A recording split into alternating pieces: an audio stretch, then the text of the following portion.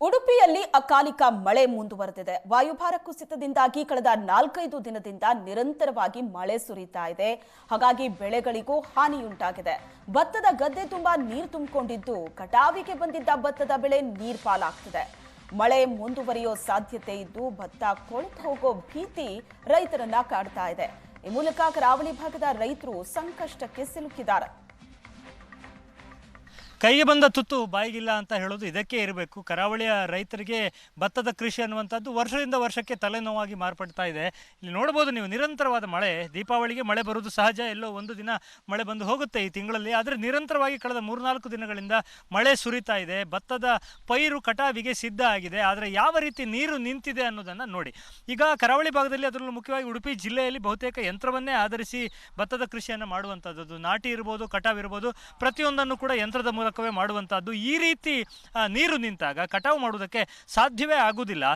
ಯಾಕಂದರೆ ಹುಲ್ಲು ಸಿಕ್ಕೋದಿಲ್ಲ. ಮುಖ್ಯವಾಗಿ ಹುಲ್ಲಿನ ದರವೂ ಕೂಡ ದುಪ್ಪಟ್ಟಾಗಿದೆ. ಅದನ್ನು ಖರೀದಿ ಮಾಡಲಿಕ್ಕೆ ಸಾಧ್ಯ ಇಲ್ಲ ಅನ್ನುವಂಥ ಪರಿಸ್ಥಿತಿಯಲ್ಲಿ ನಷ್ಟದಲ್ಲೇ ಕೃಷಿಯನ್ನು ಮಾಡ್ತಾ ಇರುವಂಥದ್ದು. ಸ್ವಲ್ಪ ಹುಲ್ಲಾದರೂ ಸಿಕ್ಕುತ್ತಲ್ಲ ಅನ್ನುವಂಥದ್ದು ರೈತರಿಗೆ ಒಂದು ನೆಮ್ಮದಿ ಇತ್ತು. ಆದರೆ ಈ ಮಳೆ ಬರ್ತಾ ಇರುವಂಥ ರೀತಿ ನೋಡಿದರೆ ಸಂಪೂರ್ಣ ಭತ್ತದ ತೆನೆಯೂ ಕೂಡ ಹಾಳಾಗುವಂಥ ಸಾಧ್ಯತೆ ಇದೆ. ಹುಲ್ಲಂತೂ ಈ ಬಾರಿ ಸಿಗುವ ಸಾಧ್ಯತೆಯೇ ಇಲ್ಲ ಅಂತಲೇ ಹೇಳ್ಬೋದು. ವಾಯುಭಾರ ಕುಸಿತದಿಂದ ಕಳೆದ 3 ದಿನಗಳಿಂದ ಮಳೆ ಆಗ್ತಾ ಇದೆ. ಇನ್ನು 4-5 ದಿನಗಳ ಕಾಲ ಮಳೆ ಮುಂದುವರಿಯುತ್ತೆ ಅನ್ನುವಂಥ ಸೂಚನೆ ಇದೆ. ಈ ಎಲ್ಲ ದೃಷ್ಟಿಯಿಂದ ನೋಡಿದಾಗ ವರ್ಷದಿಂದ ವರ್ಷಕ್ಕೆ ಇಲ್ಲಿ ರೈತರು ಭತ್ತದ ಕೃಷಿ ಮಾಡುವ ಬಗ್ಗೆ ಆಸಕ್ತಿಯನ್ನು ಕಳೆದುಕೊಳ್ತಾ ಇದ್ದಾರೆ.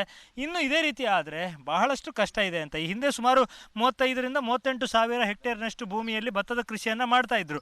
ಆದರೆ ಈ ಬಾರಿ ಆರಂಭಿಕ ಸಮಯದಲ್ಲೇ ಪದೇ ಪದೇ ಮಳೆ ಮತ್ತು ನೆರೆ ಬಂದ ಕಾರಣಕ್ಕೆ ಸಾಕಷ್ಟು ಜನ ಕೃಷಿಯನ್ನು ಕೈಬಿಟ್ಟಿದ್ರು. ಉದ್ದೇಶಿತ ಗುರಿಯನ್ನು ತಲುಪಲಿಕ್ಕೆ ಸಾಧ್ಯ ಆಗಿರಲಿಲ್ಲ. ಸುಮಾರು 5,000 ಹೆಕ್ಟೇರ್ನಷ್ಟು ಕಡಿಮೆ, ಅಂದರೆ ಸುಮಾರು 30-31 ಹೆಕ್ಟೇರ್ನಷ್ಟು ಮಾತ್ರ ಭತ್ತದ ಕೃಷಿಯನ್ನು ಮಾಡಿದ್ದಾರೆ. ಬಹಳ ಕಷ್ಟಪಟ್ಟು ಮಾಡಿದ್ದಾರೆ. ತೆನೆ ಸಿದ್ಧವಾಗಿದೆ, ಕಟಾವಿಗೆ ಎಲ್ಲ ತಯಾರಿಯಾಗಿದೆ, ಮೆಷಿನ್ಗಳು ಬಂದು ನಿಂತಿದ್ದಾವೆ. ಆದರೆ ಕಟಾವು ಮಾಡುವುದು ಹೇಗಪ್ಪ ಅಂತ ರೈತರು ತಲೆ ಮೇಲೆ ಕೈ ಹೊತ್ತು ಕುಳಿತಿದ್ದಾರೆ. ಭತ್ತದ ಕೃಷಿ ಅನ್ನುವಂಥದ್ದು ಈ ಬಾರಿ ಸಂಪೂರ್ಣ ನಷ್ಟ ಅನ್ನುವಂಥ ಲಕ್ಷಣಗಳೇ ಕಾಣ್ತಾ ಇದೆ. ಯಾಕಂದರೆ ಮಳೆ ಇನ್ನೂ ಕೂಡ 2-3 ದಿನ ಮುಂದುವರಿಯುವ ಸೂಚನೆ ಇರುವುದರಿಂದ ಇದೇ ರೀತಿ ಆದರೆ ಸಂಪೂರ್ಣ ನಷ್ಟ ಆಗುವಂಥ ಸಾಧ್ಯತೆ ಇದೆ. ಈ ಬಗ್ಗೆ ರೈತರು ಏನು ಹೇಳ್ತಾರೆ ಅವ್ರ ಜೊತೆ ಮಾತನಾಡಿ ನಾವು ತಿಳ್ಕೊಳ್ಳೋಣ. ಈ ಭಾಗದ ಪ್ರಗತಿಪರ ರೈತ ಅಂತ ರಿಕೇಶ್ ಅವರು ನಮ್ಮ ಜೊತೆಗಿದ್ದಾರೆ. ಈ ಥರ ಮಳೆ ಬಂದರೆ ಭಾಳ ಸಮಸ್ಯೆ ಆಗುತ್ತೆ ಅಂತ, ಎಲ್ಲ ಕಡೆ ನೀರು ನಿಂತಿದೆ. ನಿಮ್ಮ ಅನುಭವ ಏನು ಹೇಳ್ತದೆ ಈ ಬಗ್ಗೆ? ಹೌದು, ದೀಪಾವಳಿ ನಂತರ ಕಟಾವು ಸ್ಟಾರ್ಟ್ ಮಾಡಬೇಕಂತ ಎಲ್ಲ ರೈತರು ಯೋಚನೆಯಲ್ಲಿ ಇರುವಾಗ ಈ ಕಟಾವು ಯಂತ್ರಗಳೆಲ್ಲ ಇಲ್ಲಿ ಹೈವೇಯಲ್ಲಿ ಬಂದು ನಿಂತಿದೆ.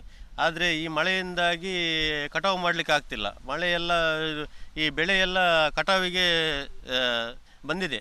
ಆದರೂ ಈ ಕಟಾವು ಆ ಸಮಯದಲ್ಲಿ ಆಗದಿದ್ದರೆ ಒಂದು ಭತ್ತ ಅಲ್ಲೇ ಉದುರಿ ಹೋಗ್ತದೆ. ಮತ್ತು ಈ ಮಳೆ ವಿಪರೀತವಾಗಿ ಈ ಪೈರು ಅಡ್ಡ ಬಿದ್ದು ಅಲ್ಲೇ ಗದ್ದೆಯಲ್ಲಿ ಕೊಳ್ತೋಗುವ ಪರಿಸ್ಥಿತಿ ಆಗಿದೆ. ಈಗ ಈ ಸಲ ಆದಷ್ಟು ಸಮಸ್ಯೆ ಯಾವತ್ತೂ ಆಗಿಲ್ವಾ ಅಂತ? 5-6 ತಿಂಗಳಿಂದ ಕಂಟಿನ್ಯೂಸ್ ಮಳೆ ಅಂತೇಳಿ ಆರಂಭದಲ್ಲಿ ಶುರು ಮಾಡಲಿಕ್ಕೂ ತುಂಬ ಜನರಿಗೆ ತೊಂದರೆ ಆಗಿದೆ. ಹೌದು, ಖಂಡಿತ.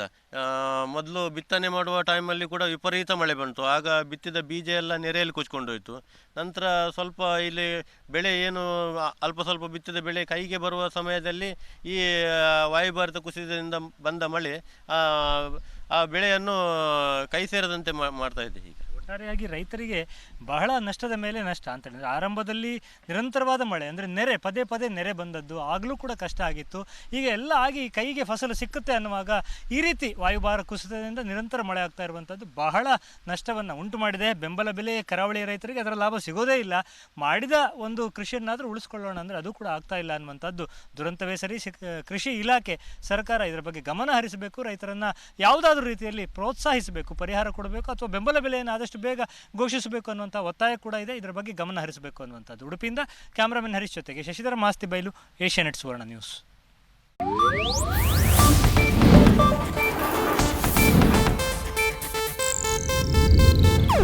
ಇದು ಏಷ್ಯಾನೆಟ್ ನ್ಯೂಸ್ ನೆಟ್ವರ್ಕ್ ಪ್ರಸ್ತುತಿ.